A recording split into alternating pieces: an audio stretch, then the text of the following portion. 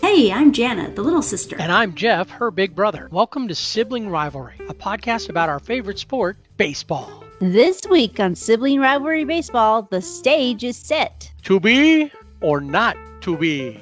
Alas, poor York. He'll miss this week's SRBB headlines.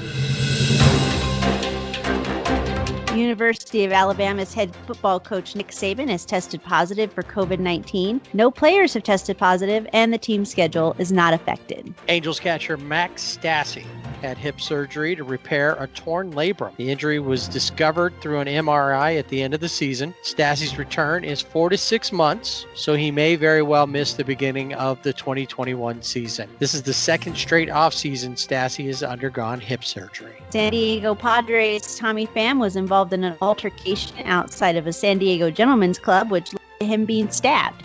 His injuries are not life-threatening, and he is recovering after having surgery. Told you he was angry. For the first time since it started in 1949, the NFL Pro Bowl has been canceled due to COVID-19 and an abundance of caution. Per the NFL, players will still be selected to the Pro Bowl team. You can find these and past week's headlines on our website, siblingrivalrybb.com. Remember to rate and subscribe wherever you listen, and tell a friend to listen to the Sibling Rivalry Baseball Podcast. There is absolutely nothing like October baseball, and 2020 is no exception. More excitement, more intensity, more anxiety, more craziness. There's definitely something to be said about the expanded playoffs. Made for probably a better end to this season just because of the oddities of it all. It made it feel like a longer season. Of course, with the excitement and the craziness, both league championship series went a full 7 games. Only the third time this has happened since the expansion of the playoffs in 1994. And both series had teams that had to come back from being 3 games down. The way that these series went almost caused this show to have a much different tone. Yeah, I was totally prepared to be really upset.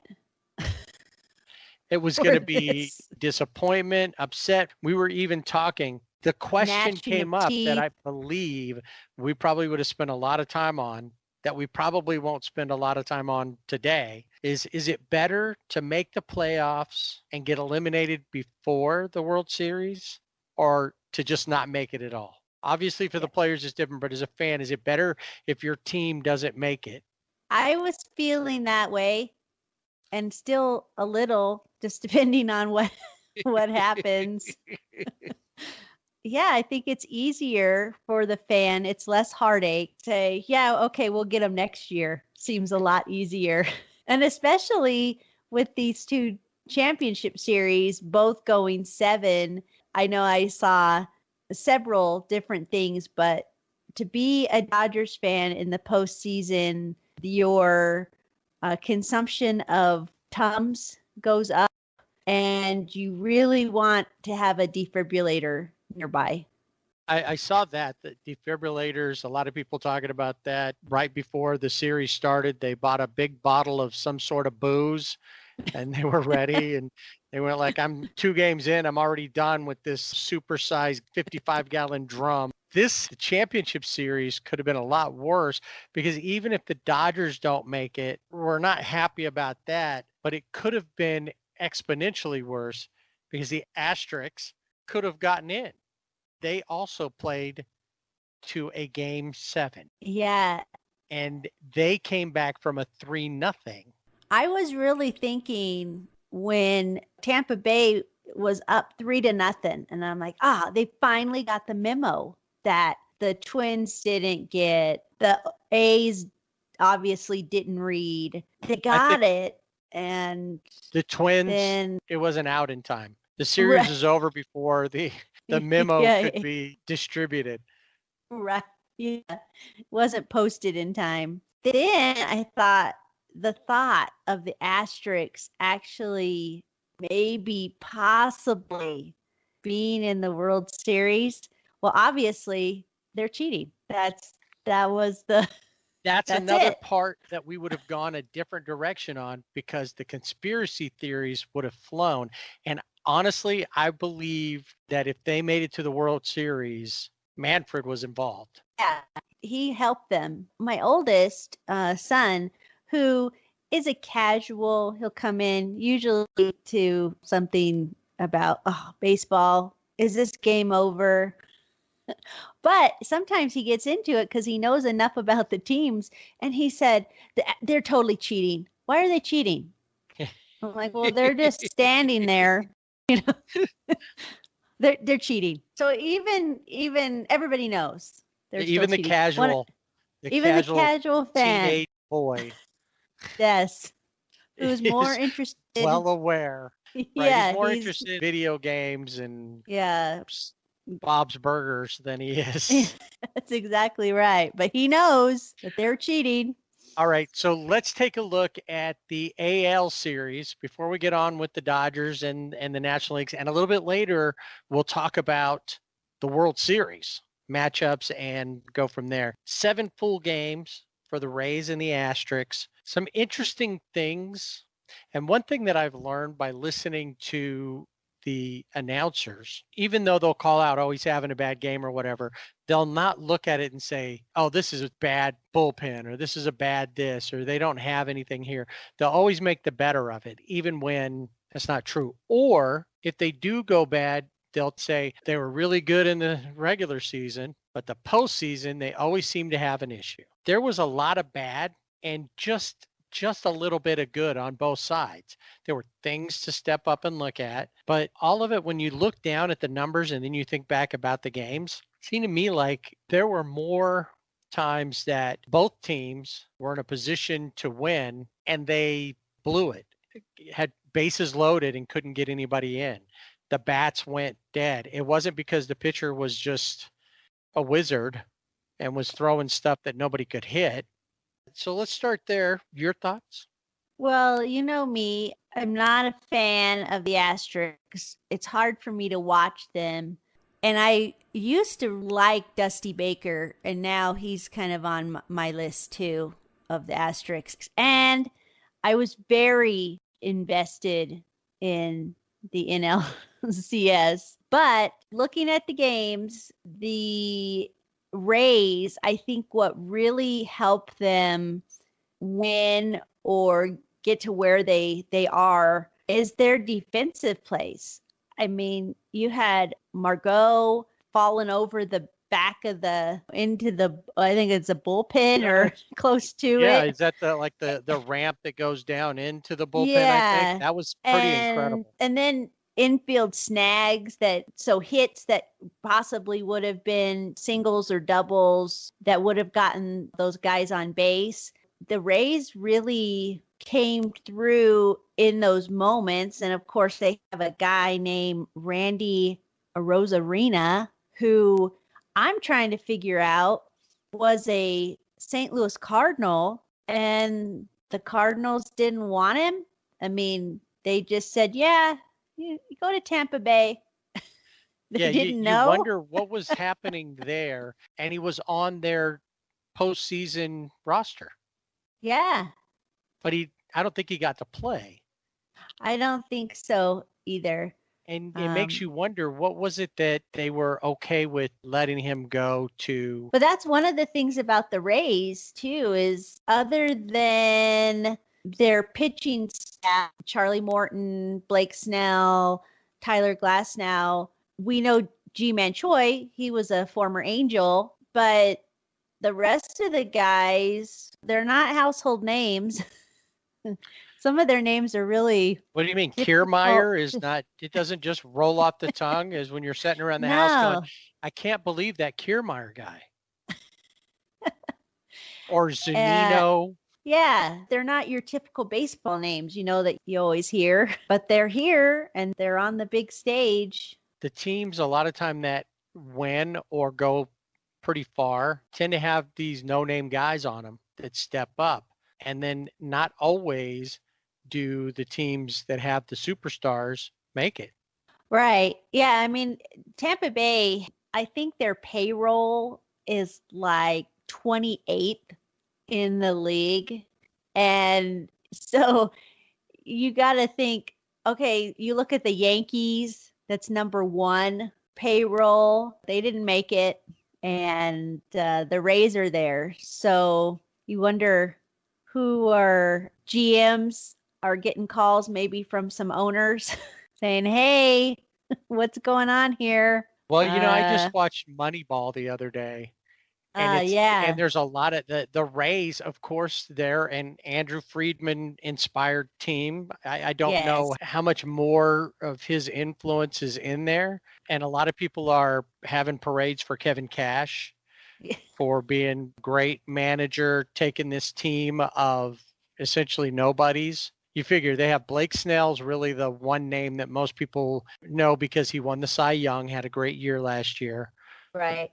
Most people, until you saw them in the playoffs, or if you watched them at any other time, didn't know who Tyler Glasnow was. True. Certainly didn't know who Randy Rosarena was. No. Hey, one of the things that also with this series that I noticed with the Rays, in every game, their leadoff hitter was different. Now, sometimes there would be a consecutive game where maybe you had the same leadoff hitter, and that I wondered about because you're kind of Kevin Cash like, okay, you're here. And a little bit of it reminded me of not the Dodgers this year, but Dodgers previous seasons where, okay, everyone plays different parts and we're going to just spin the wheel for the lineups for, batting lineup to see how it's going to go. Because if you look at the box, it's Brasso might be up there. Maybe you have Meadow, maybe you have Lau was there. And those, things that stand out are the defensive plays, which were amazing. A lot of these guys, they just were snagging balls left and right. But then also the lineup and how that worked overall. Obviously, it worked well because they won Game 7. But how will that affect the World Series? But we'll be talking about that later. Since both teams went the full 7 and they played 7 in a row, which had never happened, it's not till the World Series that they'll actually have days off during the series. Did you like the not having those days off where it was just baseball all the time? I did enjoy it. I mean, obviously from a scheduling standpoint, it's nice that there's not much that I have to go do, so I'm not going to miss out. Right. And the way that they scheduled them, the way the games were, the earlier game generally was over by the time the next game started. So it does take up a lot of your day. It's like work. Yeah. From that standpoint, I got to schedule out my day. Here it is. And the other thing is that they're on early enough, although sometimes they'd go longer. It wasn't too bad as far as being able to do something else a little bit later, watch another show or. Yeah, I like having that time. And I know obviously all the teams want to be in their home stadium, and probably because it's this year, I'm kind of liking Globe Life Field. It's still the grill because when they show shots of it, it still looks like when the roof is open, that's the grill top is open. Right. But it's not as bad. I think it's camera angles. I think during the season, you got camera angles from the Rangers feed because they have their cameras in certain places and they're being run by that. So it's like, what do they call it? The pool video. Yeah. Everybody gets off of the same feed, and they had it so that the backstop, it just looked like a letterbox. You have a top border and a bottom border so that they can do all their advertising. So the Choctaw Casino isn't getting any love this time. And really, if you remember, there was one game that was on MLB, not on Fox during the National League Series, and they actually had that set up.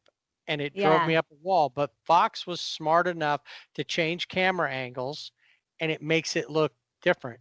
Yeah, I guess that must be it. And it looks brighter in there when the Rangers were playing during the season. And maybe it was just because of the Rangers, but the lights seemed dim. I think it's because the roof was closed. Yeah.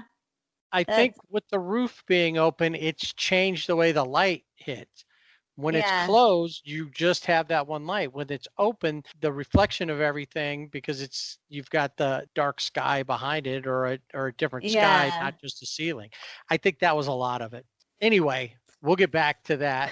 This one down in San Diego, I have to say, I can't I can't say I wouldn't be okay with neutral locations in the future. Yeah, I think that's what I was getting at with Globe Life Field this time. But I'm thinking in the future, maybe it'd be okay. It just because it adds that extra something to the series. Because even though, the same thing in in San Diego, one team was home and one team was away, and then they would flip flop it.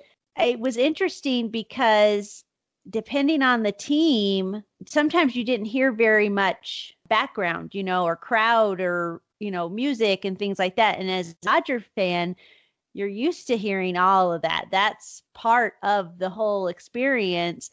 And there's games where it was just, you were just at the ball game and all you heard was the sounds of the game, which is good. I like hearing the sounds, and I like being able to hear the umpire more clearly. Sometimes you get to hear those conversations going on at home plate or first base in some cases. Yeah, So it was that yeah, was that was a cool part. I noticed that immediately, being able to hear the umpire. No, that's ball. or Little things that they'd inside or say, and that was pretty cool. I think I would be fine with that, and I think they could handle it just like they do with like college football bowl games. oh yeah. Each team is allotted a number of tickets. The first two games, 60% to the home team, 40% to the visitors. The next two games, swap it so that everybody would get that home field advantage with the extra tickets, something like that. Anyway, Yeah.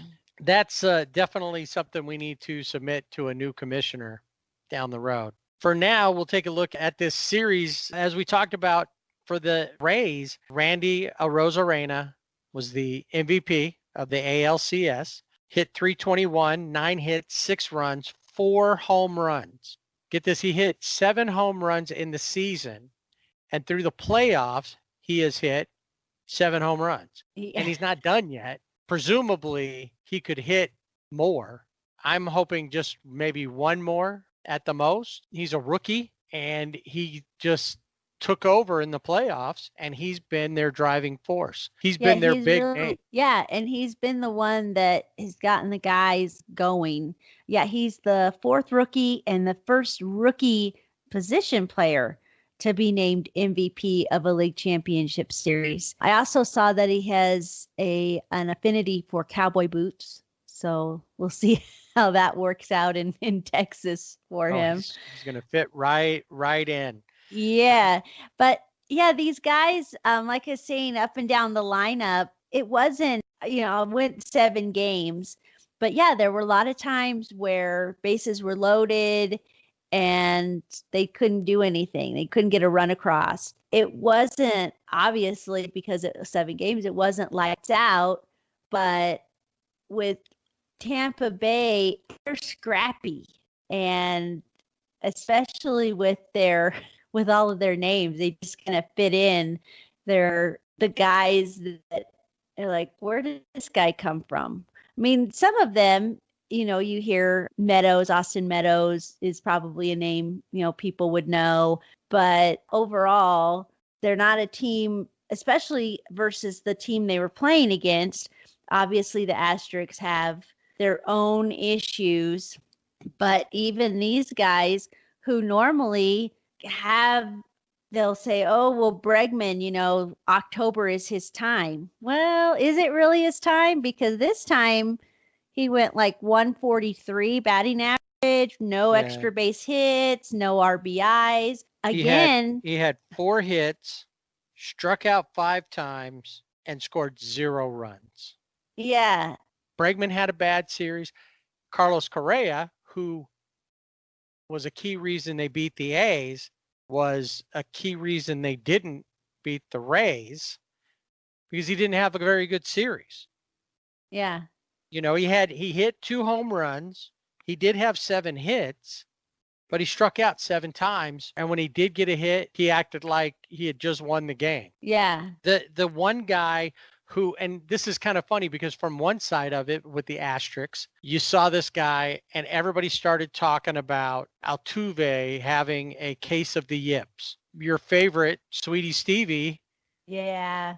even said, I feel bad for him because he understood. He could relate to him. He had a case of the yips as well. Yep. But Altuve did not have a case of the yips with the bat. He was pretty much in a slump all season. And in this series here, 12 hits, scored 6 runs, hit 3 home runs, off home run in a couple of games, batted .462, 5 RBIs, was on base percentage of .563. He was on fire, and they really have him to thank for getting where they got. Which is probably why at the end of Game 7, Michael Brantley, they were on the top steps, and Altuve looked, like his little kid. And he had his arm around him, consoling him. Like, yeah, you did everything you could, at least at the plate. And of course, my son saw that and said, yeah, he's probably like, it's okay. We can cheat next time. He looks like there were so many times where he made an error or whatever, and you'd show him, especially that one game where in that one inning, he threw the ball away like 3 times. Yeah. And when you looked at him, I know he's in his head thinking, what's going on? He looked like he was ready to cry. He was just going to break down and let it all out right there. Maybe he should have gone in the dugout and done that. That might have released whatever, because he was really having a hard time out there. He never got to a point that I felt sorry for him. Yeah, no, I don't know that ever will happen. But he's the main reason that they carried on. Springer and Correa, both 5 RBIs each. They both had 2 home runs. They both had 7 hits, but Correa struck out 7 times. Michael Brantley showed to be a consistent guy. He's always consistent. And you wonder too, Dusty Baker has a losing streak, I guess, going into postseason, hasn't been able to get past. You saw that happen when he was with the Nationals, but it's okay. He can continue that streak with the asterisks. Yeah, as long as with the asterisks. Sorry, Dusty. So they put together some good runs.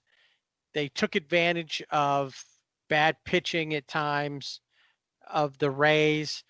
Their pitching had its moment. Zach Greinke, I think, stood out as probably one of the best performances overall because he really shut down the Rays more than the Rays just didn't hit. He had a pretty good outing when 6 innings, only gave up 2 runs, struck out 7.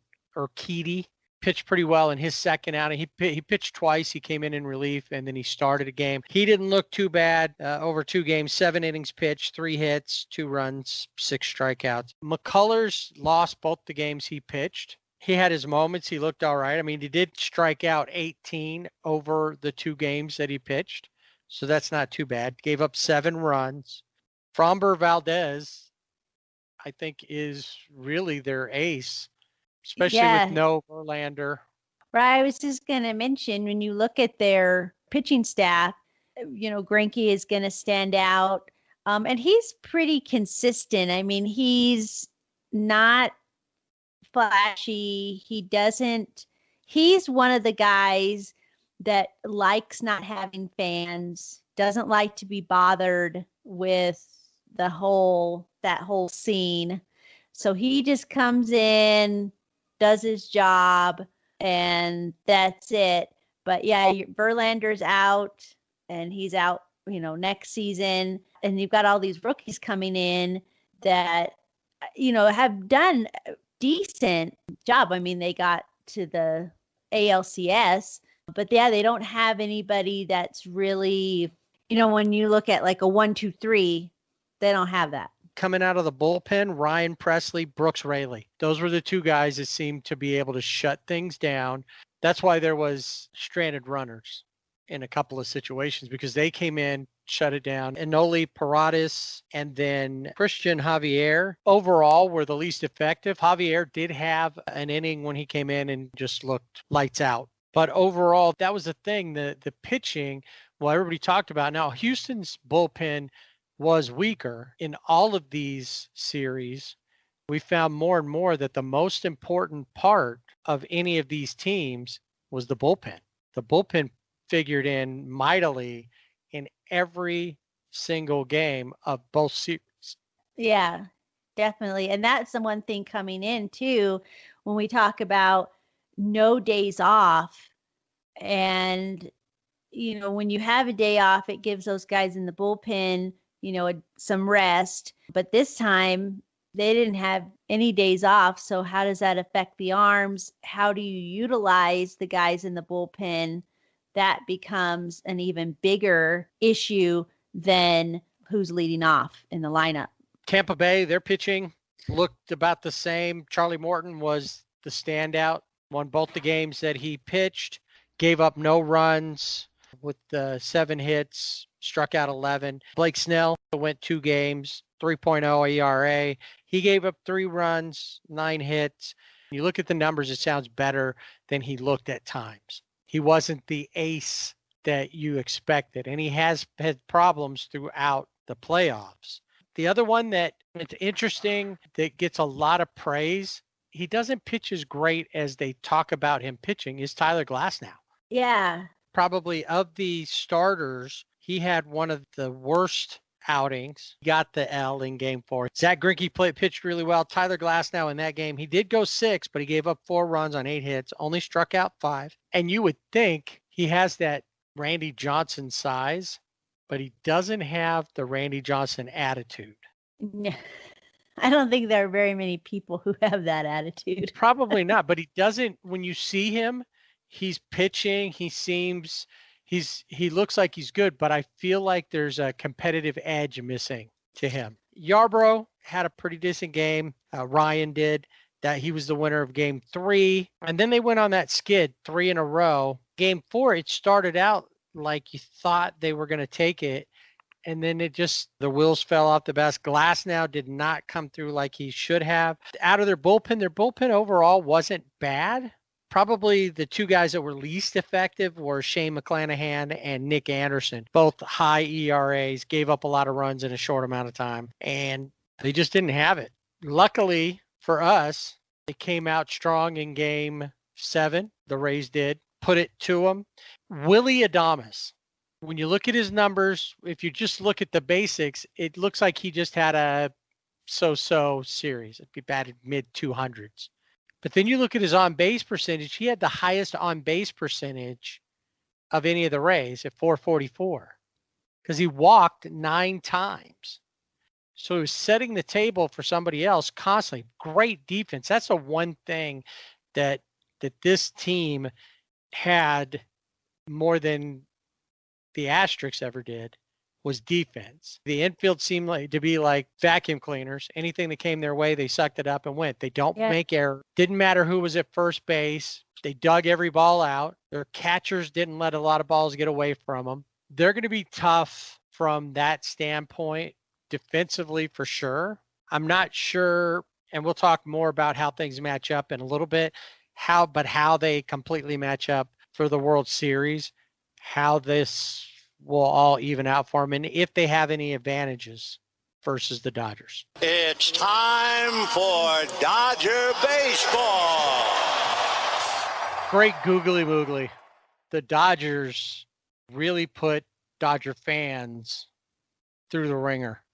And they didn't, I don't know if it's better that the front end to make us think that the world was coming to an end and then went, just kidding.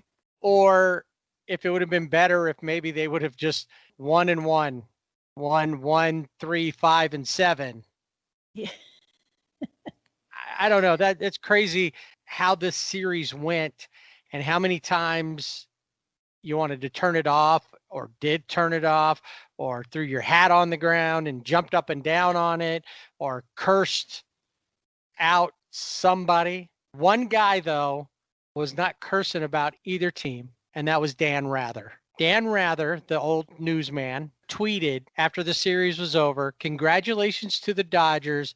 edging out the talented Braves in a heck of a Game 7. Since I had no rooting interest, I could sit in awe at the beauty of this beautiful game.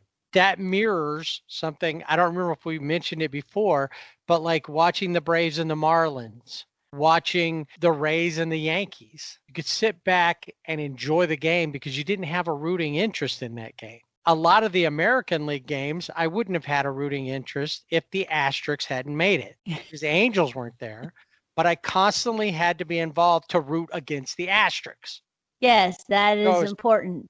Always disappointed up until Game 7 of the ALCS.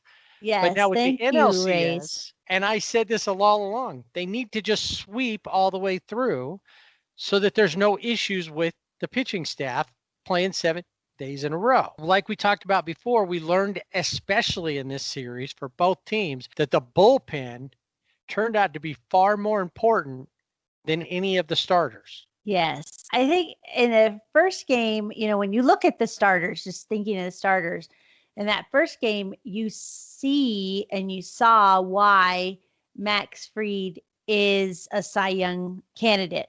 He was on point and he limited the Dodgers in that first game to 4 hits, 1 run, and 9 strikeouts over 6 innings. Kike Hernandez's home run in that game was the only run that he gave up. And offensively in that first game, the Dodgers were 4 for 31.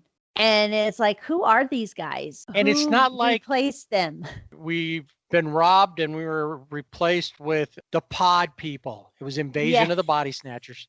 And it's not like they were getting beat and it just became, a struggle, because Walker Buehler had one of his better outings of the whole season, not just the playoffs. He threw 5 innings, only gave up 1 run as well, and struck out 7. So he had a very similar outing to Max Fried. If you just look at the score, you're like, well, that wasn't good. Walker Buehler didn't have a good game.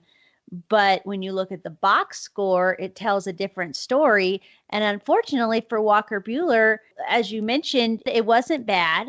He had 7 strikeouts, which he normally has in postseason. He strikes out 7 or more. But for Walker Buehler, the only thing that was trending was his pants. Right. Well, that's what happens when you lose.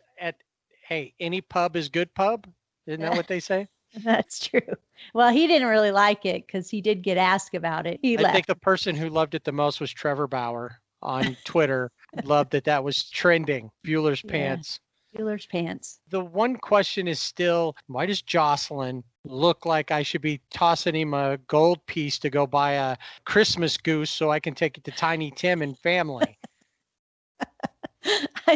Or flip him a nickel for a newspaper on a corner somewhere, extra, because he looked like he was wearing knickers out there.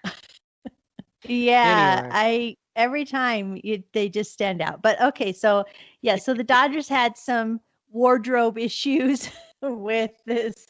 But in game 1, you had Walker Buehler on the mound. Max Fried was great for Atlanta.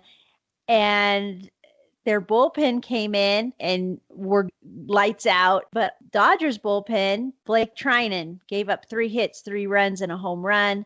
Jake McGee, a hit and a run. The run he gave up was a home run. Did not look good that first game. And a lot of Dodger fans are fatalist, I guess. First game, that's it. I'm never watching another game, and we need to fire this guy and get rid of this guy. Now, game 2, the Dodgers lost, but they lost 8-7, and it was still an L. But I felt energized after that game because the offense woke up. I agreed with you and with Blanca, because she was like, hey, look, they only lost by 1 and they came back. And I think that Planet Head and I both said the same thing. I was like, why didn't they do that in an inning earlier? So they really needed to do that. They had time. And I was okay with at the end of that game with AJ Pollock coming up because he'd come through quite a bit this season. Of course, it didn't happen. From the idea of energizing, I'm still kind of sitting on the fence with it because it's at the end of the game. So I'm thinking, I don't know. It could. I hope it does because they seem sluggish until then, but they felt like the high-powered offense. If you've not really watched the Dodgers, you would say, what's all the fuss about after game 1 and most of game 2? For the first 6 innings, it was 7-0. Right. And again, It was the pod people. they had not only were the pod people there, Kershaw wasn't on the mound. And he was supposed to be on the mound for game 2. Right. We find out he had back spasms. Last minute scratch. And Tony Gonsolin, who had not pitched in any of the games thus far, gets the start going against another rookie, Ian Anderson, who, while he only threw 4 innings, didn't give up any runs. He struck out 5 for Ian Anderson. He looked dominating. And I think that he was helped by the pod people to look as dominating as he did. He did pitch great. Because they couldn't. I'm not going to take that away from him. Yeah, he pitched well. He probably looked better because the pod people were in the batter's box. But Tony Gonsolin, he came in to pitch, and I think it was September 26th. I think the last time he had pitched. It's the end of the season. Yes. Once again, the Dodgers bullpen. Baez came in, 1 hit, 1 run. Okay, not bad. Alex Wood with 2 hits, 1 run. And Adam Kolarek, who normally is, pretty much 1, 2, 3. Guy has done really well, but this postseason, he doesn't look comfortable. He pitched 1 inning. There were 3 hits, 1 run, home run, and that was it. And 2, when we look at the Dodgers, we've talked about this before, but this was especially glaring, was who is the closer? Because Kenley Jansen is not in that role. Are you sure about at this that? point? Well, I maybe has a foot in the door. We know if they had started it in the 8th, that rally, what potentially could have happened in the 9th based on what happened in the first inning of game 3. Yeah, game 3 was unbelievable. First inning, the Dodgers were up for 32 minutes and they scored 11 runs. Max Muncy hit a grand slam. It was crazy. I mean, you had Jock Peterson hit a home run, Edwin Rios. It was just unbelievable. And yeah, if they had had that spark a inning earlier in game 2, we would have seen maybe a 1-1 instead of 2-0 with the Dodgers. Julio Urias, he came in, he pitched 5 innings, had 3 hits, 1 run, 2 walks, 2 strikeouts, did give up a home run. That was the Ozuna home run. And that was it. Kenley Jansen came in, pitched the 6th inning, felt good about that because it's like, okay, we've got enough runs that we should be okay. Even if he goes off the rails. Yeah. We have enough of a buffer. Pretty much enough of a buffer. But it was, again, Adam Kolarek. He closed it up and he gave up 3 hits and 2 runs. But like you said, it was 15-3 was the final score. So yeah, that buffer was good. Now, after it was like exciting. It was like, wow, this is great. But going into game 4, I thought maybe they have a hangover. Maybe it's not, this may not be good. And in fact, game 4 was so frustrating for me. It was 5-1. I was watching the game in the bedroom. Planet Head came in and he was watching the game with me. And I don't even know what the play was. I think one of the guys probably grounded out. And I said, the Dodgers are going to lose. I can't watch this anymore. And I came out in the living room and hung out in the living room. And there was an opportunity. I went back in, the game was still on, and I think they had guys on first and second. And I don't even remember who was up, but again, they left them stranded. And it was just frustrating because in game 2, they lost, but you saw the offense come alive. Game 3, the offense exploded. And then in game 4, the Braves had this rookie, Bryce Wilson, who comes out of nowhere, shuts the Dodgers down, and made me turn the game off because I just couldn't put myself through that game. I couldn't do it. It was definitely a tough one. And yeah, you're definitely asking 3 questions. Who's Bryce Wilson? Why is Bryce spelled with an S? I wondered And that. who's the obnoxious lady in the stands who looks like she's chewing out? She's like, those videos where they're like, oh, a Karen goes off videos that's been out this year. Yeah. She looked like that. She had her mask pulled down. She's yelling. You can see the spit. You could see it just going all over the place. And that was the wind game. It was the wind game, and it was Kershaw Day. I brought up a little bit ago about people, they're having a bad series now. They don't pitch well. And this is where Kershaw always choked. Yeah. I don't think so. And I want to defend him. I've seen him pitch poorly in the playoffs. He's been part of all 8 National League West division winners. He pitched 5 innings. He did give up 4 runs. He did give up a home run. He did only strike out 4, which is unusual for him. Yeah. But for 5 innings, he was great.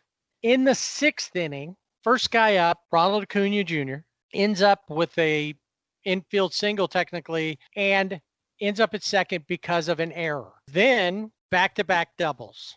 Now, had Acuna been thrown out or not allowed to get to second base, that could have changed everything. That's where it fell off. But he pitched 5 good innings. So it's not like he was shaky and Dave Roberts didn't take him out. He had a pretty good outing. He didn't choke. You've got to give Atlanta credit. They're a good team. They hit well. And the guys that were hitting that were Freddie Freeman, Marcell Ozuna. Acuna Jr. had not a great playoffs at all. Overall, he was good defensively, but offensively throughout, he was not what he has been in the past. Yeah, and in this game, he was 2 for 4. That's probably his better game of all of the games. He is one of those guys that bats first and he, top of the lineup, he gets on base and the Braves need him to get on base because he provides that excitement for them. It gets their dugout going. You could see the guys, kind of waking up. Really high energy. Just watch when something happens. He's sitting like in a spot. Whenever something's about to happen, he's up high so he can jump over the railing. He looks like he's going to dunk a basketball. He's so high up. I kept waiting for him to land wrong and twist something. With the Dodgers in that inning, Clayton was out there, and should he have pitched to Ozuna? Ozuna hit a home run off of him, and then he hit a double. Did he go 2 batters too long? Yeah, but the way he looked, I don't think that this was one of those times where you could clearly see that he should come out. Right. I agree with that. I think, he looked good. So it wasn't a bad outing. Gratterall follows up and gives up 3 runs in just a third of an inning. So he only got 1 out. He came out. McGee and Gonzalez both gave up no runs. There was 5 pitchers in this game. And so this momentum you thought of a 15-3 victory in game 3 comes into this. The wind couldn't figure out what's the point in having a retractable roof if you're not going to close it when you have bad weather. And apparently a cold front had come in. All the Dodgers were wearing heavy jackets, or at least the coaches were anyway. Yeah, it was probably like, 60. Right. That's freezing. I know. So it didn't carry over. The wind didn't help. We had wondered why the roof was open. Didn't know if it had something to do with local guidelines because there are real fans in the stands. We didn't talk about that. This is the first series where there were actual fans. Yeah. So I checked. There's no guidelines there about having people indoors. Just a certain percentage can be there. That was it. I think you found out about why the roof was open even though it should have been closed. Yeah, so during the regular season, the Rangers whether that roof is open or closed. During the postseason, it's MLB. And because there are fans there, now in Texas, you can have 50% capacity at stadiums. And they felt that having the roof open was better because the fans were there and COVID, and instead of having recirculated air, they had that air. But it was really I mean, you could see Kershaw on the mound in his, uniform. It was just the sleeves Hair were flapping and uniform. Yeah, and the guys, Freddie Freeman, he had trouble seeing the ball at the plate, at least in that first, when they started off. Max Muncy, they were all. It held the ball up going out of right field. There was home runs there, but they were to left. There was more of a swirling wind. It really just looked uncomfortable to be out there. And if it's cold too, on top of it, and you're not used to doing that. And my whole time is like, close the daggone roof.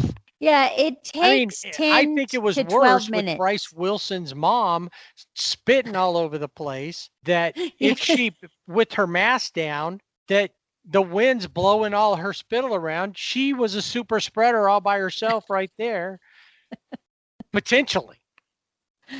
I don't want to start any rumors that Bryce Wilson's mom has COVID. No, but I was trying to figure out, because even Planet Head was like, who is that woman? And I said, oh, well, that's the pitcher's mom. I just he's like, well, who is she mad at? She's a rabid Braves fan is what I said. But once I found out it was the mom, I was like, who is she mad at? Yeah. Well, he's like, who's she mad at? And I'm like, I don't know. Her son is pitching well. Or maybe she was upset because she found out that Bryce really should be spelled with a C and not an S. They're making fun of him because he's got that. I don't know. So game 4 was a big letdown.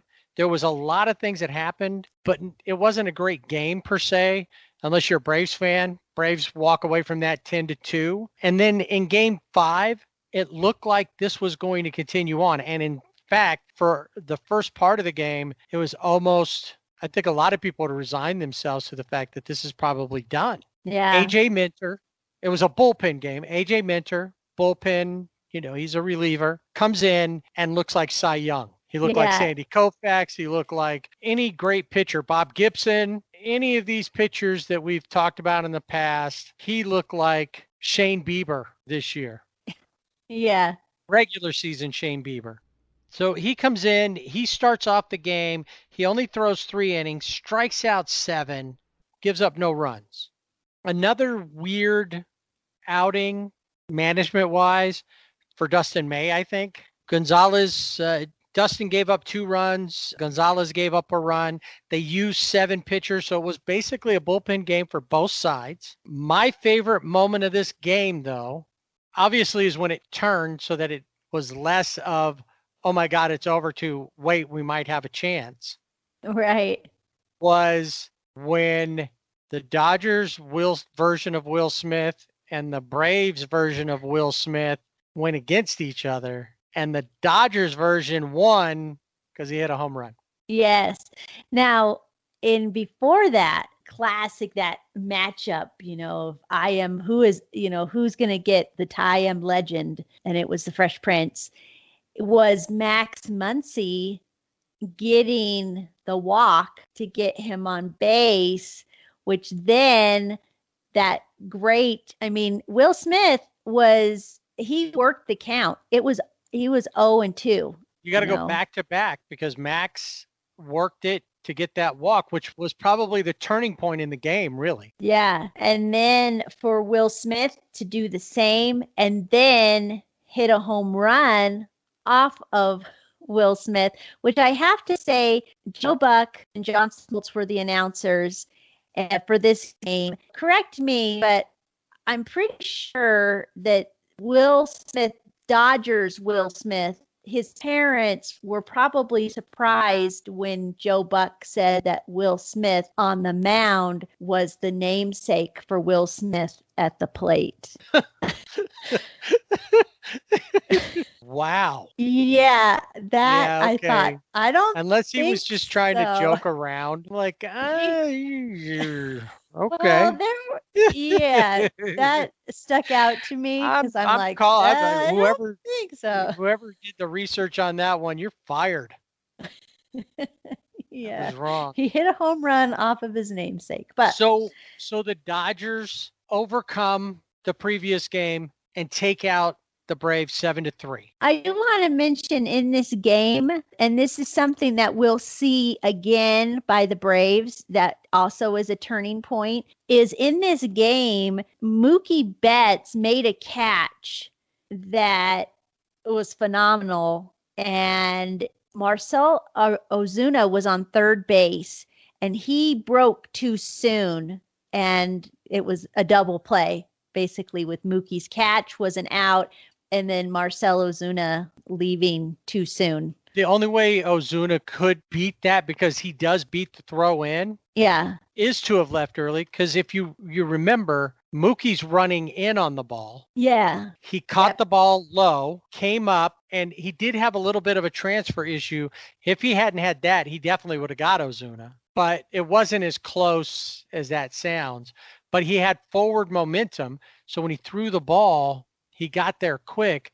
If Ozuna had fully tagged up, and obviously in the replay and the challenge, it showed he was a good foot or two off of the bag when he started to. He had gone back to the bag and then came back off of it before the catch. And you have to you have to tag up and then leave after the ball's been caught, not when it's in the process of being caught. It has to be fully seated in that glove before you can go. It was clear that he didn't do that, and that made a big difference. I think there's a couple of major defensive plays. There's another, Mookie had another play where he denied a home run in another game. That stands out, and then there's another one we'll talk about in Game 7. So Game 5, they win. Game 6, another matchup between Walker Buehler and Max Fried. About the same, only that Max Fried, 6 2/3, gave up 3 runs, only struck out 5. Walker, on the other hand, went 6 innings, didn't give up any runs. Yeah, And it's the Walker that you want to see every time on the mound. Well, when you think about it, he pitched 2 games in the series. He had a 0.82 ERA, only gave up 1 run. That was in Game 1. The only run, this was a 3-1 victory. The only run given up in this one was by Blake Trinan. Yeah. Walker Buehler, there was a time too where the Braves had loaded the bases. And I think that was in the second. And you thought, oh man, I mean, he allowed 3 consecutive singles. And it's like, okay, it's going to break open. And he went on. He struck out Austin Riley. He struck out Nick Markakis, and then Christian Pache grounded out to get out of that inning. And I think for him, that was big. It was big for everyone, but especially for him, because the confidence that he had going into that by giving up those singles and then to come back and strike out 2 and have a guy ground out was really huge momentum wise going forward in the game. With the exception of that, a lot of that game was pretty basic. 3-1, not a lot of action. There were some little things here and there where you might say, "Ooh, I got to pay attention to this," but it didn't for both sides. There were a lot of, I don't even think there was a lot of missed opportunities other than that bases loaded in the second. For the most part, there was a base here, base hit here, base hit there. It wasn't anything huge. Game 7, on the other hand, is where it really got exciting. Obviously, we're down to the point that the previous 6 games mean nothing now. Yeah, we're in a 1-game playoff. That's it. It rides on this game. When it began, I was not feeling good. Not feeling good. And not feeling confident about what was going to happen. Why? And, well, Dustin May was on the mound again. He pitched 1 inning, but his first 2 batters, straight walks. Oh, yeah, 8 straight pitches. Right. 2 walks. We already look like we're in trouble. And remember, this is the ultimate elimination game. You're not going to live to play again tomorrow unless you win. Was already suspect about Dustin May pitching because it didn't seem like they used him the way that he was used throughout the season. I didn't feel like he ever got a chance to really get into any grooves. I don't think he ever looked particularly bad. I think it opened up a lot of discussion about, is Dave Roberts mismanaging his pitching staff again? During the season, Dustin May looked good as a starter, and I think it was usually slotted in, maybe a number 3 starter. Now in the postseason, you're scratching your head because you're trying to figure out, okay, if he's only coming in this game 7, he pitched 1 inning, he had 1 hit, 1 run, 1 earned run, 2 walks, which were those first 2, and 1 strikeout. But that's all he pitched. He pitched 1 inning. And it was like, what's going on? Why did you even run him out there if he wasn't going to go more than just 1 inning? And then you had Tony Gonsolin, who has also looked really well again during the season, back and forth. I think, I said Dustin May was maybe a number 3 starter. Tony Gonsolin kind of fits in that role too, 3 or 4. And he comes out and he pitches 2 innings. He gives up 2 hits, 2 runs, had 3 walks, 1 strikeout, 1 home run. Dustin May and Tony Gonsolin, who during the season looked really good, had carried a heavy load a lot of the season. They did, and these 3 innings that they pitched were not good for either of them. They didn't look good, didn't look settled. Just Tony Gonsolin couldn't find, it seemed like he just couldn't find the zone. So yeah, a lot of people, especially at that beginning of the game, and that's why I was feeling really uncertain about what was going to happen, is because you're thinking, all right, we got Dustin May, but he goes 1 inning. We got Tony Gonsolin, he goes 2 innings. Who's going to come in? Where is this thing going to go? In the first part of it, it's 2-0 within the first 2 innings. Ian Anderson back on the mound, which made this a pretty incredible game because you had 2 rookies going after one another in an elimination game, 7. And I think this is the first time that 2 rookies, there's been rookies who have pitched elimination games or game 7s in the past, but not 2 at the same time. He goes 3 innings and gives up 2 runs. So when he's out, the score is tied 2-2. Or no, sorry. When he goes out, it's 3-2 because Gonsolin gives up the other run. So at that point, and it kind of sits there at 3-2 for a little while you're like, what's going to happen? Is this how it's going to be? You're not seeing the bats. Oh, no, we've gone cold again. Yeah. And they bring in AJ Minter, the hero of game 5. Even though they lost, he really looked good. And he proceeds to give up a home run to Kike. So it's it's tied now. You're at 3-3. And the Dodgers counter with another one. This group, even though been around an extra couple of seasons, Julio Urias comes in. Now, if you remember, he started that blowout game in game 3. And there was a lot of conversation about, was it a good idea to let him pitch 5 innings in essentially a meaningless game from the pitching standpoint? You have a huge lead. Why? And obviously you couldn't take him out. He hadn't even been on the mound yet. He's already up by 11. He's got a cushion to pitch with. A lot of people are like, they should have just done his 3 hitters and then called it a day. So that way he's saved for the rest. Well, all those people who thought that was the case, about it, thought, well, okay, that makes sense. We were all wrong because Julio came in and threw the same amount of innings that May and Gonsolin did, only his 3 were perfect. No runs, no hits, no walks, no errors, nothing. He had perfect 3 innings and really brought the game home. Because of him, they end up winning this game. He was the final 3. Blake Trinan threw 2 before that. So they had 5 straight perfect innings after the original 2 left the game. All the speculation at the end of this game was that Julio would probably go 2, and Kenley was up throwing in the bullpen in the 9th. Now, by this point, the only thing that had to happen was to tie the game. And while most people would say this was the play of the game, when Chris Martin of the Braves, in a hurry to get back to record a new Coldplay album, gives up this home run to Cody, Monster Jack, that Cody admired as he should have. And had it been Ronald Acuna Jr., I'd have been cussing at the TV. But it was Cody, and I was like, yeah, you do that, Cody. Bat flip, bat flip. Do all the annoying things that other guys do that I don't think are annoying when you do it.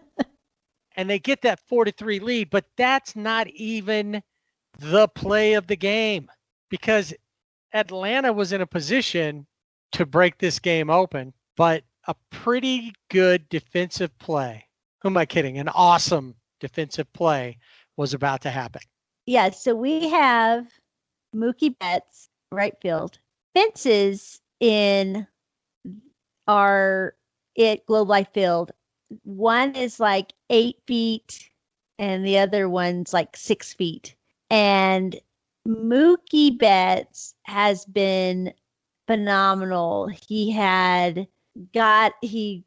took away a possible home run or at least an extra base hit from Marcell Ozuna, leaping up to grab a catch. He had the run that we talked about with the Ozuna base running error where he got that because he was running in and caught it.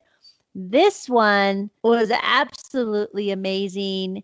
Freddie Freeman at the plate. The ball it's gone. You think it's over, it's gone.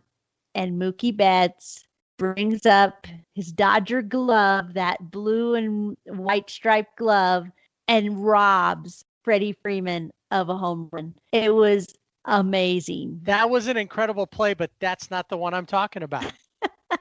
The play of the game. This changed everything. Justin Turner, ball hit to him. He goes home to get the runner from third in a rundown. It was second and third. So the runner off of third's in a rundown. Doesn't do a very good job. It was Dansby Swanson was in the rundown. So they get him blocked, and normally it takes a while, and the runner will move so that will stay in it long enough so that the runner from second can get to third. Whoever's in the rundown is going to stay there long enough so if there's other players on, can move up.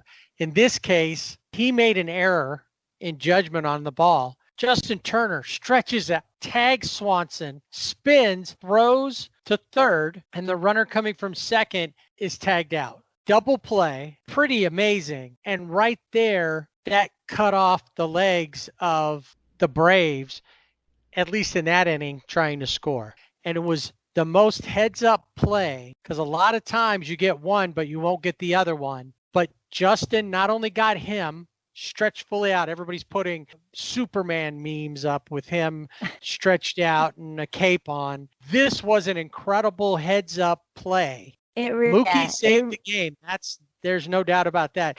But this one changed because this one was more demoralizing. Yeah, that really was a game changer. You saw JT, he tagged him, I think it's on the calf, for him to be fully stretched out, tag the runner, pivot himself to throw to third with Corey Seager being perfectly placed to get that double play. Huge game changer, really good third baseman, head, and really smart, because a lot of, like you said, a lot of guys should probably go one, but not get the two, or right, even be aware. That's the bigger thing. He was fully aware of what was going on and knew he was going to make it happen. And if he hadn't, it still would have been a pretty incredible play.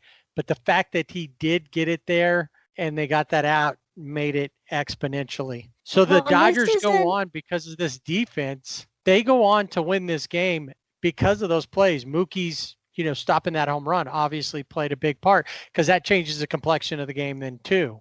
But this one really put the brakes on anything the Braves were doing. Yeah, and again, we saw throughout the series base running errors by the Braves that really did momentum, because when you have those type of defensive plays, you see the light is still out there. You can still see light at the end of the tunnel. This is not over. That was really huge in the dugout. And we can say the same for the Braves in their 10-2 win, where Max Muncy and made the air. I think it was maybe Kike Hernandez that they probably gave the air to, but ultimately the ball went into the dugout. That's Max's responsibility. That gave Ronald Acuna Jr. the ability to take second base because of that. And then Marcell Ozuna, I think at that point, hit a double. So those type of things where you have those, it could be it could be a base error, it could be a throwing error, it could be base running error. Those really can shift the tide in a game.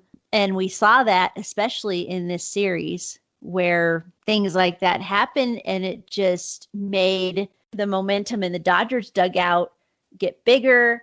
And for the Braves, it was pretty much, lights out. The Dodgers had a lot of contributors. The Braves had a few as well. Honestly, if the Braves win this series, Freddie Freeman's probably the MVP. He 9 hits, 6 runs, 3 doubles, 2 home runs, 6 RBIs. Ozzie Albies had a pretty good series. Ozuna. Honestly, anybody who doesn't think Marcell Ozuna is an all-star or a big piece of this puzzle for the Braves, you're under a rock somewhere, because he's been the most consistent guy throughout. So they had that. Dansby Swanson continued on and had a solid series. He didn't have like he did against the Marlins, but he did have a good solid series. The Dodgers, on the other hand, had Edwin Rios and Kike, both had 2 home runs. JT, scored 6 runs, so that was huge. Will Smith, 7 RBIs, 5 hits, 1 home run, and a double. Max struck out 11 times. He struck out the most of any of the Dodgers, but his on-base percentage was .452 because he walked 9 times. He had 2 home runs, obviously a grand slam, 7 RBIs, 5 hits, but 9 walks. And that one was a turning point for that game. Yeah. And we've talked about Max before being Max either walks, strikes out, or hits a home run. That's what he does. And it's really evident when you look at his stat for the series, because that's exactly what he did. But I did notice that he was a little more patient in the box. Yeah, he did strike out those 11 times,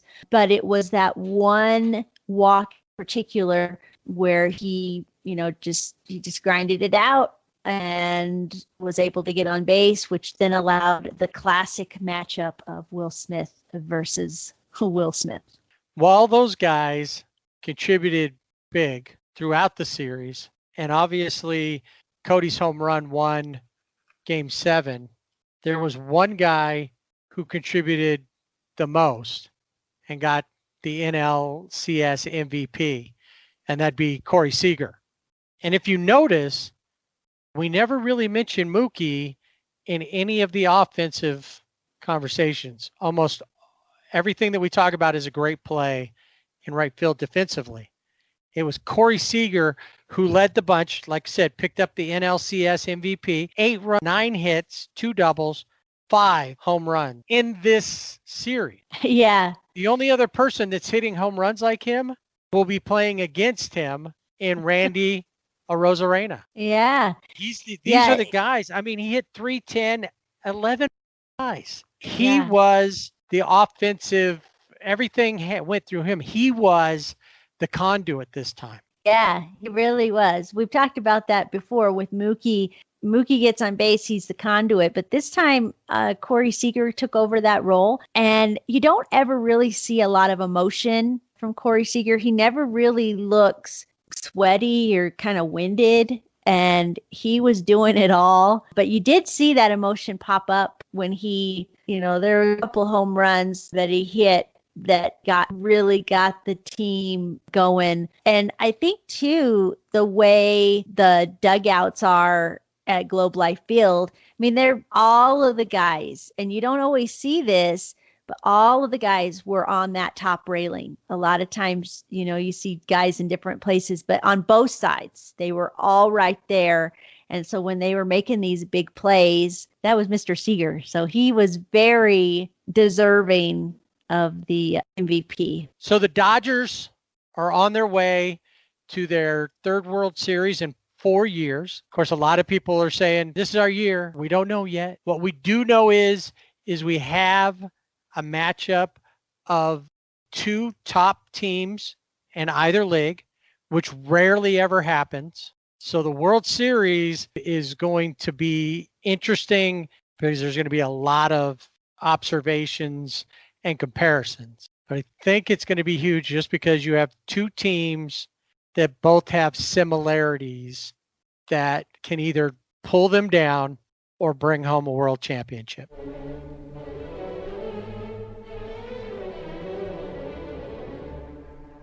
Well, the World Series is upon us. We know who's playing, Dodgers versus the Rays, the two best records in their respective leagues.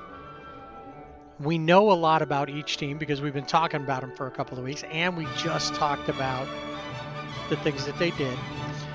Now, when we think about the World Series, we can think one thing that a few months ago, we didn't even think there'd be a World Series. We thought that 2020 would go down in history with 1994, the strike-shortened season that had nothing. And then 1904, that was the year that the New York Giants decided not to play the Boston Americans because they said, we're the champions of the only true major league. We don't have to play anybody else. We won. And so no World Series. It would have been the third time since 1901. But one is coming, and this will be the third series there in Texas at Globe Life Field for the Dodgers. The Rays did 2 in San Diego, and here they come. Who do you think has the best starting pitching? Ooh, starting pitching. I'm going to go with the Rays on this one because they have a consistent starting pitching rotation. The Dodgers don't. Dodgers have Walker Buehler, Clayton Kershaw, and then it's up in the air after that.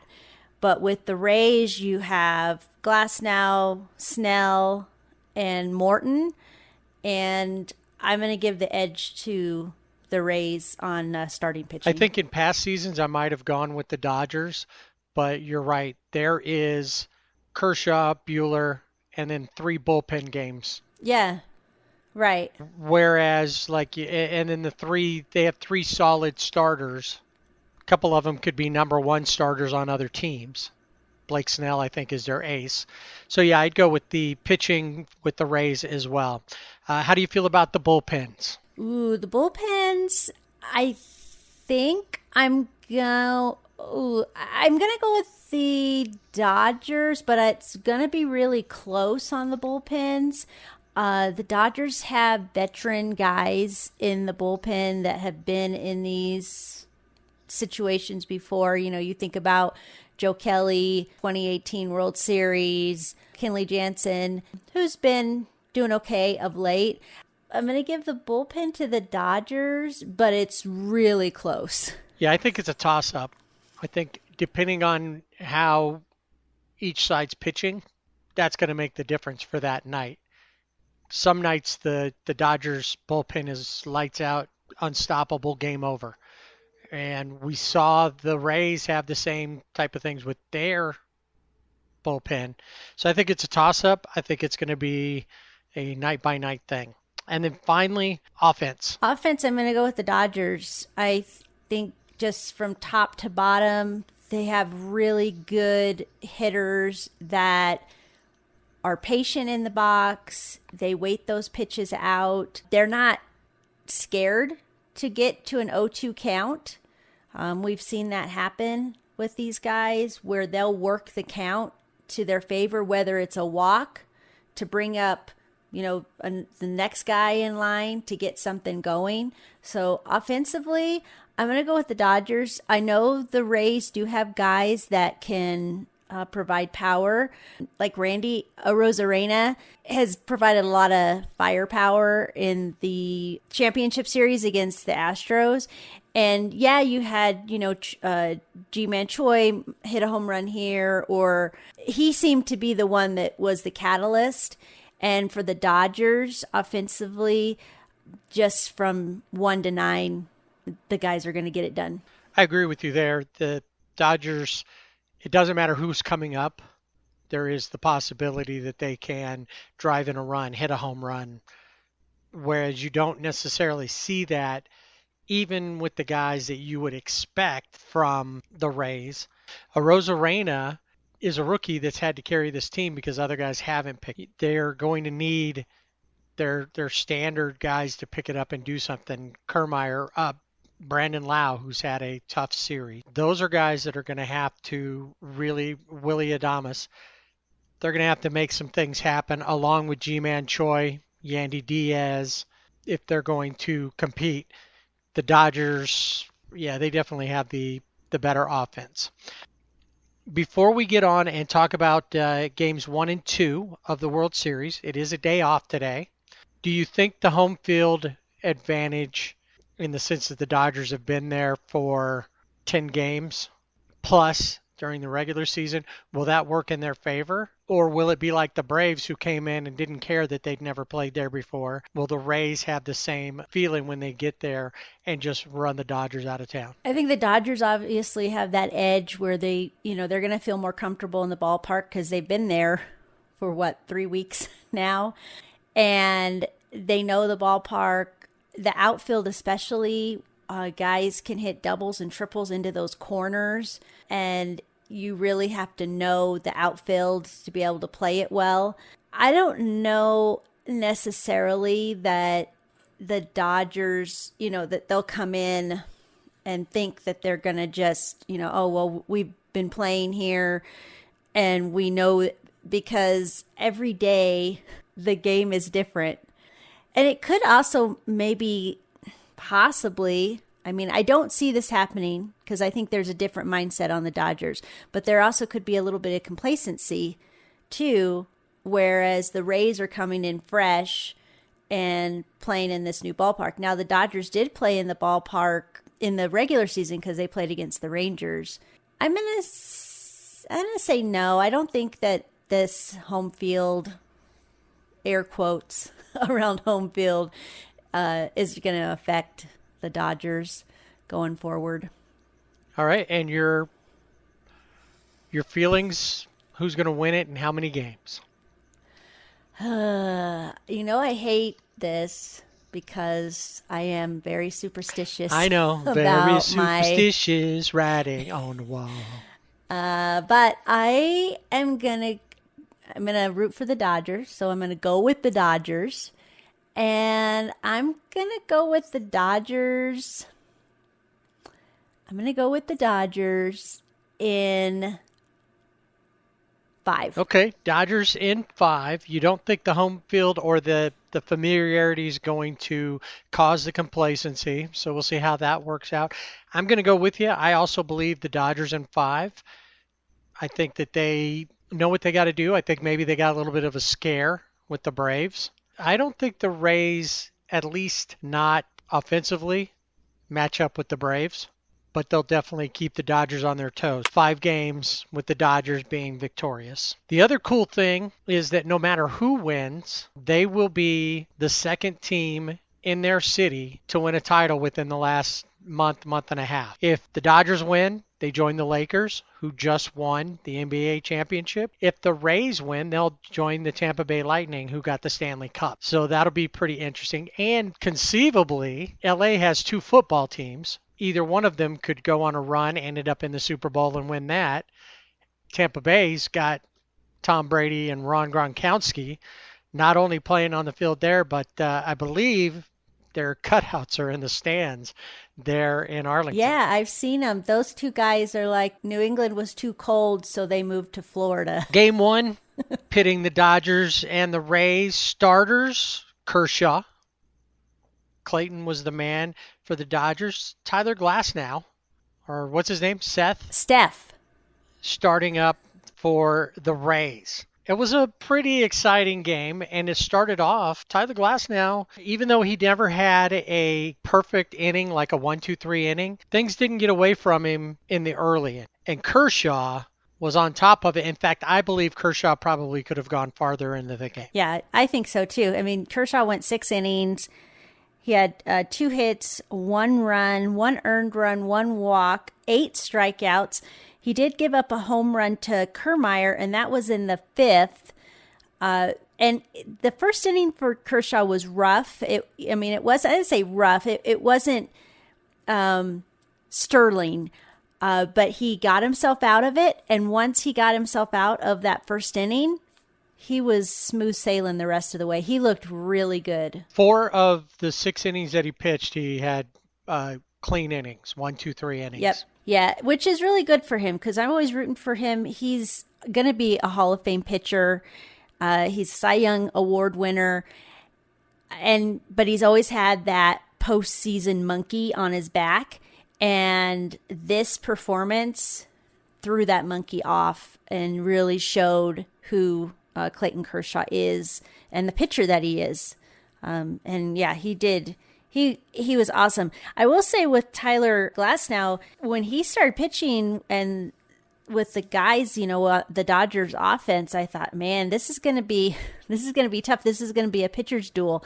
And for a little while it was. Pitched 4 1/3. So he faced 4 batters each inning in the first 3. He didn't have any clean innings at all. To me, he looked a little stressed. He did give up a home run to Cody. He ended up giving up 6 runs total. He was responsible for guys on base when Ryan Yarbrough came in. But Yarbrough allowed the inherited runners to score. So that's how he ended up giving up 6 runs. But he really did look pretty good, and he thought, wow, this is going to be a tough game. Pitcher's duel. But once the Dodgers got to him, and you got to remember, too, in that 4 1/3 innings that he threw, and he did face 6 batters in the 5th inning, he threw 112 pitches. Yeah, has he ever thrown that many pitches in his career? If he has, it's been in a much longer outing. Figure that's a really short outing. He completed 4 innings, got into the 5th, went through 6, and couldn't get anybody out. Or he got 1 out. After that, though, they got to him, and I think a lot of it had to do with the fact that he had thrown that many pitches. Well, that many pitches, and they have not let him go past, I think, usually the 5th inning. He usually pitches 4 to 5 innings. So he's, it was unfamiliar territory for him, and then throwing 112 pitches is a lot for any pitcher, but especially in 4 innings. And you could tell that once the Dodgers kind of they broke through, that's where you could see that look of uncertainty on his face. Like, I don't know what's happening. I don't know what's going on. And he really does have that John Hughes bad boy movie type look. He should have had like his kind of Miami Vice looking outfit on to fit in with the 80s on the mound. He's got the hair. Yes, he does. So Josh Fleming came in after Ryan Yarbrough, who allowed 2 runs to score, the inherited runners to score. Fleming gave up 2 more runs. They're in the bottom of 6. The Dodgers, on the other hand, Kershaw had a pretty solid night. Shaky start, but he held on there. 6 innings pitched, only gave up that 1 run, which was a home run by Kiermaier. Floro came in, only pitched 1/3 of an inning, gave up 2 runs, 2 hits, and that would be where the 3 came from. So the final was 8-3. Yeah, Floro again not looking sharp, but the Dodgers were able to get right. The conduit was working last night, and that was Mookie. He's the first player since Babe Ruth to walk and steal 2 bases in the same inning of a World Series game. And the best part, everybody gets free tacos. Yeah, I felt kind of bad about that because CT3 was really robbed of being the taco king. Yes, he really was. To being the giver of tacos, the rainmaker, because the pitch that he stole second on was ruled a wild pitch or a pass ball. Right. So that took the steal away from him. And then Mookie, who was very defensive in the LCS, he showed those chops, really came through last night, getting home on a ground ball. Ground ball hit the Yandy Diaz. He had broke early, had a good lead, and great base running, and just got in there. Yeah. One thing I will say with Mookie Betts is the previous years before Mookie was on the team, you had some base, some steals here or there, but nothing like we're seeing this year with Mookie Betts. And also we're seeing double steals, things like that we'd never seen previous because they just weren't running the base pads like that. But it's like, hey, Mookie can do it, so can I. A big play with Victor Gonzalez. Ball hot off a bat, comes right back. He's able to somehow get his glove in there and catch the ball, turn around, and double up the runner on second base. Pretty sweet double play. And Kevin Cash, in his post-game interview, when asked about a couple things, base running, things like that, he said, I still don't know how he caught it. That was an incredible play. So like, that was just bad luck for us, but that was an incredible play, and I don't know how he caught it. Yeah, I don't know how he did it either. It almost, if you look at his face, you go back and look at it, there's some surprise there too. I mean, surprise. And then he turns around. Or in Spanish, sorpresa. And he throws it to second. But that was a huge play for the Dodgers because the Rays were looking to add on some runs, and that double play put him right out of the inning and got the Dodgers back up to bat. So, yeah, that was a big play, and just crazy to think how he did that, and also to have the presence of mind to throw it to second. Early in the game, Corey, first 3 times to the plate, 3 walks, left on base every time. They weren't doing anything, couldn't get anything going, it didn't seem. Then things turned around. Mookie, those 2 stolen bases. He had a home run in the game. Max went 2 for 4 with 2 RBIs. Cody had a home run and 2 RBIs, so I guess his shoulder is fine. Yeah, looked good. Also robbed a home run. Had a really good catch there. I think it would have been a home run. Yeah, it would have been. When they played it back, you could see where he was, that if he had to jump up a little bit, but that ball would have gone over for sure. And then CT3, 2 for 3. And like we said, Corey walked 3 times, but they wasted that. Victor Gonzalez, Pedro Baez, and Rango, Joe Kelly, all pitched pretty well. They closed them out, and they took away Game 1 win and gave millions of Dodger fans false hope for a sweep. I never went into this series thinking it would be a sweep because you think about the Rays. They had the best record in the American League. They were 40-20, and those guys aren't just going to come in and just roll over.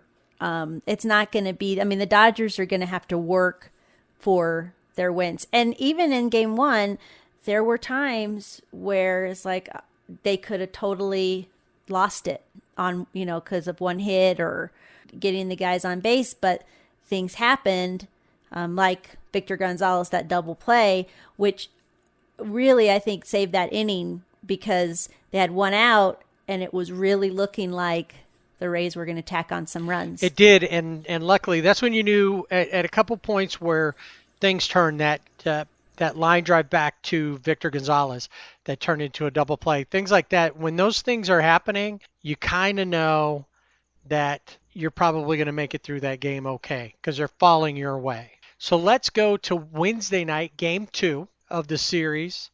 Feeling pretty good as a Dodger fan that they very well could at least go up 2-0. You have Tony Gonsolin starting. And from what I understand, he was supposed to be the starter, like he's going to go as long as he possibly can. And then Blake Snell, the Rays ace.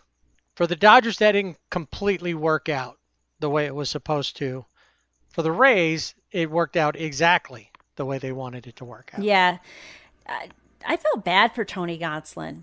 He pitched 1.1 innings. One was at 1 2/3 innings, something like that, maybe. 1 and a third. Oh, well, 1 and a third. Yeah. He had 1 hit, 1 run, 1 walk, had a strikeout, gave up a home run to Brandon Lau, who came into this series 6 for 56. So that was huge for him. Here's where my conspiracy theory starts firing up. Okay. Is right before Brandon Lau comes up, Smoltz and Buck are talking about Brandon Lau and how he really needs to get on things. He's got to get something going, that they really need him to be part of this to have a chance. Yeah. And his first at bat after they talk about all that, he hits a home run. And then he comes up a little later in the game and hits another home run. And at that point you go, what's going on here? Is this part of the script? Am I watching WWF? Well, I know one thing that wasn't part of the script, and it just made me laugh out loud, was I'm trying to think, it was a home run hit, and a Dodger fan caught it, and he had a Joe Kelly shirt on that with his pouty face on the front. But on the back, it said, nice swing. I'll say which. Of course, the cameramen, they don't know that it says that. And all you got from Joe Buck and John Smoltz was like, oh, well, okay, that's nice. Yeah, blue shirt, foul ball down the right side. Can't forget that. That was it. There were actually two good catches because Will Smith, who hit a home run in this game, another fan out in left field caught his ball. Yeah. And was so excited about it, and he was like shaking his arms around. He ended up throwing his glove onto the field, and Randy Arozarena had to pick it up and throw it back up to him. And when he threw it back, he caught the glove. Yeah, it's like, and I think they even said he catches everything. Yeah, and he had that like kind of Matrix thing going on when he caught the glove, because he bent back, he like went all the way back. Yeah, he fell kind of back on those chairs, but he didn't fall way back. No. Now, there was another thing that I noticed in that section as well, and when he got the ball, he was showing the ball to people, whatever, 2 or 3 rows back, whatever it was, the distance it was. And I don't know if you saw it, but the usher was over there going, no, don't do that. Because, it's the keep social distance. You're not supposed to trade those things around, right? Right, So yeah. and the usher's trying to tell him, don't do that. He's kind of in the middle going, no, give him back the ball. Don't take the ball. Yeah, don't touch it. Unless you have gloves on. And even then, don't take the ball. Yeah, don't touch it. I would say for this game, we had Tony Gonsolin come in, and I say this again, I feel bad for him, because in the regular season, he was 2 for 2. He had a 2.31 ERA. He is a starting pitcher. So I am still confused, especially with the outcome of the game. I'm still confused why he wasn't allowed to stay in at least another inning or two, or give him that opportunity to pitch longer. I mean, he doesn't have to be 2. It could be, 4 innings.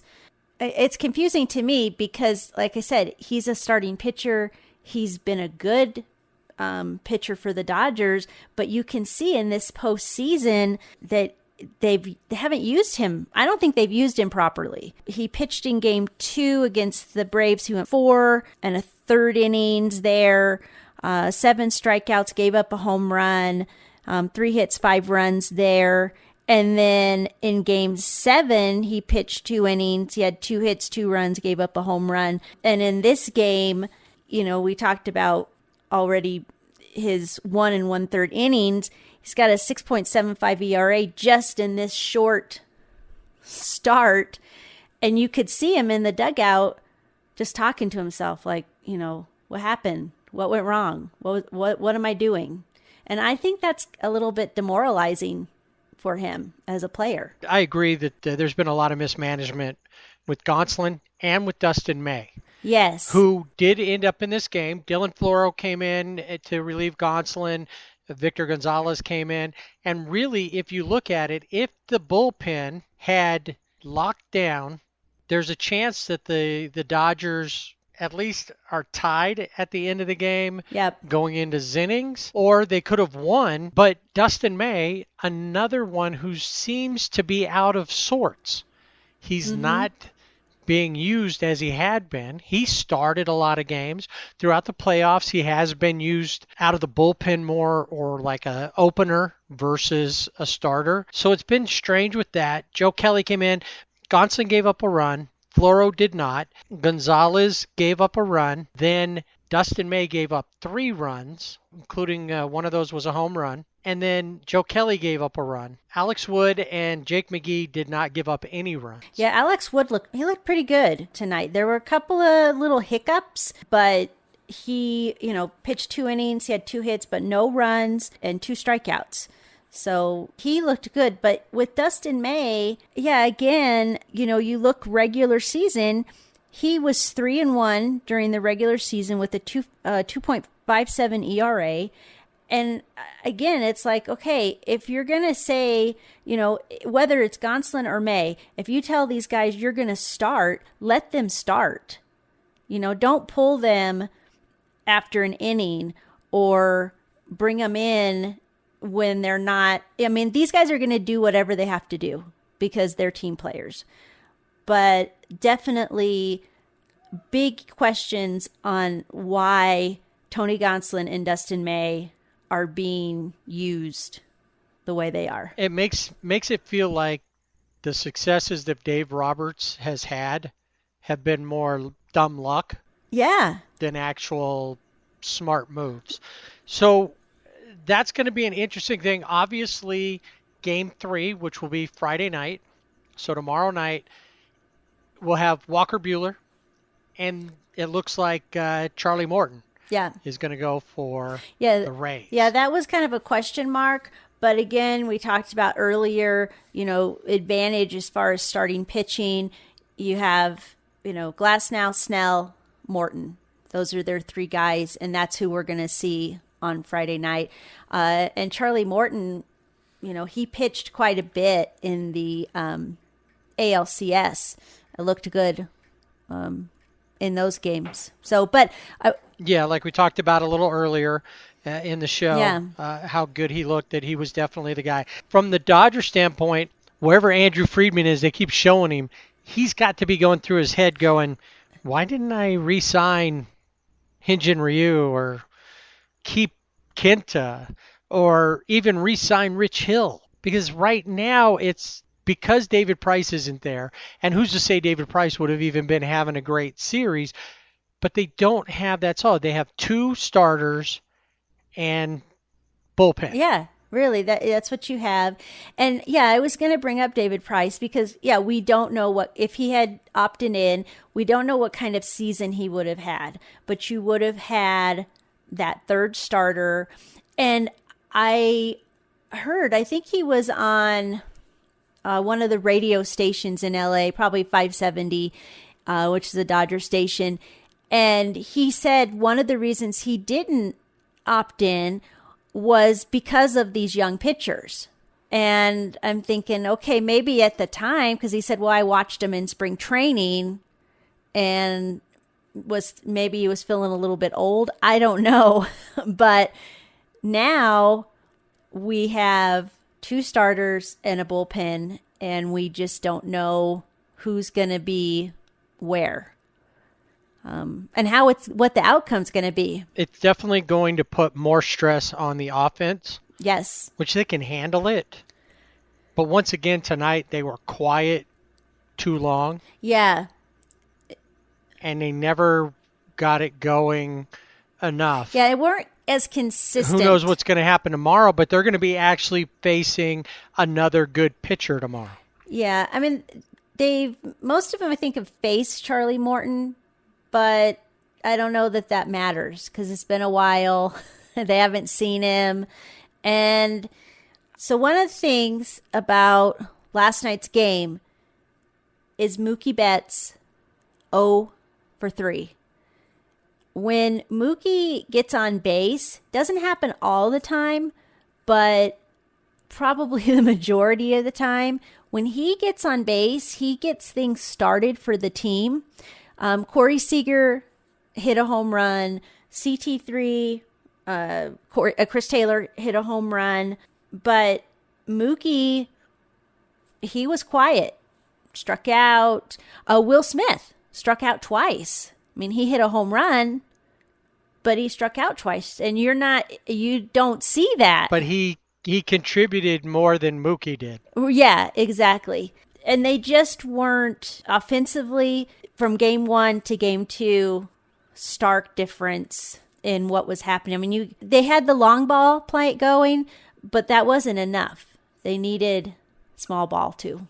Yeah, they absolutely did. And that was the problem tonight. And that's what I was alluding to with that they've given their fans false hope. Tuesday night, they look like a championship team. Last night, they look like a team that is just happy to be there. They're going to play their best, and hopefully they can win. Yeah.